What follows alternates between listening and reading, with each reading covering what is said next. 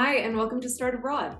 In today's video, we are diving into this question. Is Costa Rica's digital nomad visa still worth it? Unsurprisingly, our answer is yes, but it definitely depends on who you are and what your circumstances are. Whether you're a freelancer, employee, or self-employed, this visa could be a game changer for you. So let's go ahead and dive in to see when and how that can be true.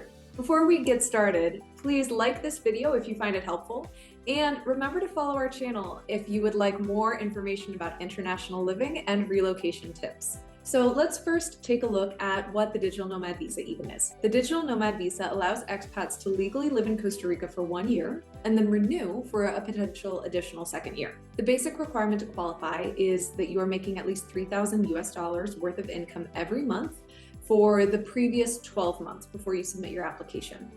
If you want to bring dependents with you, like a spouse or a child, the income requirement does go up to $4,000 per month. That's great in terms of qualifying, but why would you bother? What are the key benefits? Well, the first, of course, is an extended stay.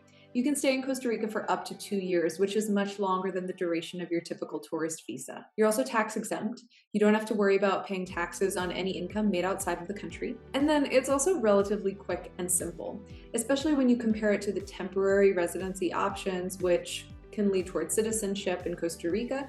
This is a fast and easy process. The next is legitimacy with employers. So we work with many clients whose companies require that they have legal status when they are working for that company from Costa Rica. And this is a great way to do it. The Costa Rica digital nomad visa is a faster and easier process than a lot of the other digital nomad visas out there. And finally, no border runs. There are a good number of expats in Costa Rica who live as perpetual tourists, meaning they're constantly going outside of the country and coming back in.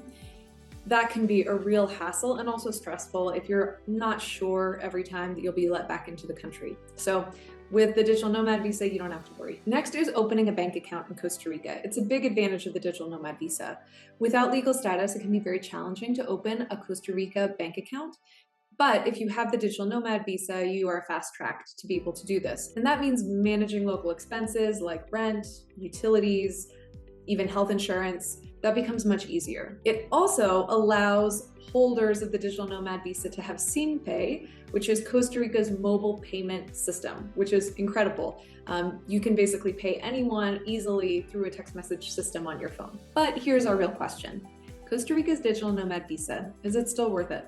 So Costa Rica recently extended its tourist visa duration for some nationalities, including the United States and Canada, from 90 days to 180 days, which means that if you're from those countries that benefit, you can be in Costa Rica without having to leave for almost half a year, which has led a lot of people to say the digital nomad visa no longer worth it. There are categories, though, of people for whom the digital nomad visa makes a lot of sense. Before we clarify who those categories are, we want to explain one thing about how Costa Rica immigration works. So Costa Rica categorizes different countries into tiers, and that defines how they consider those nationalities when it comes to immigration purposes. They basically assign different rights to holders of different passports when it comes to entering Costa Rica. Tier 1, so those are the lucky ones, those include countries like the United States, Canada, many European countries, quite a few South American countries as well. Anyone in this category can enter Costa Rica without having to organize a visa in advance.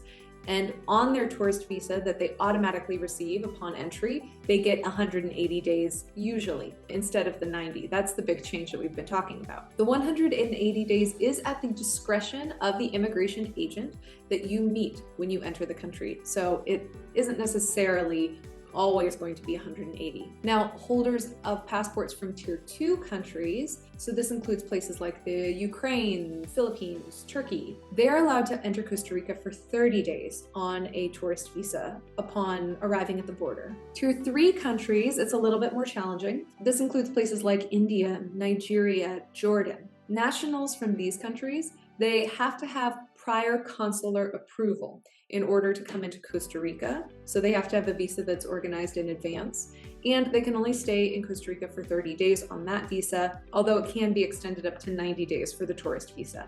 To even apply for the digital nomad visa, if you're coming from a tier 3 country, you have to get consular approval before submitting your application. However, if you have a passport from a tier 3 country, but you also hold a work permit or any other type of residency from a tier 1 country, then you can easily apply for the digital nomad visa and get approved. Okay, so what are all the countries on all these different lists? Tier 1, 2, 3. We will include a link to categorization of countries and how Costa Rica views them in the description below. If you have any other questions about your country's categorization or how you can get access to living and working in Costa Rica, please send us an email to info@startabroad.com. So, given all this information, for whom does it make sense to get the digital nomad visa? Well, we think about it in 5 categories. First is, if your employer requires you to have legal status in a country when you are working from there for them. If your company or your employer or your clients are going to require that or expect that from you, the digital nomad visa is a great way to go. 2, if you have children or pets and you want to avoid taking constant trips out of the country. It's expensive for large families, and it can also be a lot to manage, especially when it comes to very long road trips, waiting in very, very long lines at border outposts, things like this you want to avoid. 3, it's definitely worth it if you are coming from a tier 2 country and you want to be in Costa Rica for more than 90 days. You want to live in Costa Rica for up to 2 years. Definitely worth it to get the digital nomad visa. 4, you are coming from a tier 3 country, but you also have some kind of legal residency status in a tier 1 country. You're not going to be able to just come in on a tourist visa for a long period of time, but you can live and work in Costa Rica without any issue if you get the digital nomad visa. And 5, if you have a tier 1 country passport, but a dependent of yours, let's say a spouse or a child, holds a passport from a different country, from a tier 2 or a tier 3 country, and you want them to be able to live in Costa Rica with you as well. In that case, if they come in as your dependent on your digital nomad visa, they'll have no issues. So, is it still worth it to get the digital nomad visa? We'd say absolutely, but it does depend on your circumstances. If you're a remote worker looking for a place to live and work without constant hassle around renewing your tourist visa, or you're from a tier 2 or tier 3 country, the digital nomad visa is a great way to get to Costa Rica. If you want to know more, or if you're ready to start your application now, visit us at StartAbroad.com and book a free 15-minute consultation to learn how we can get you your digital nomad visa.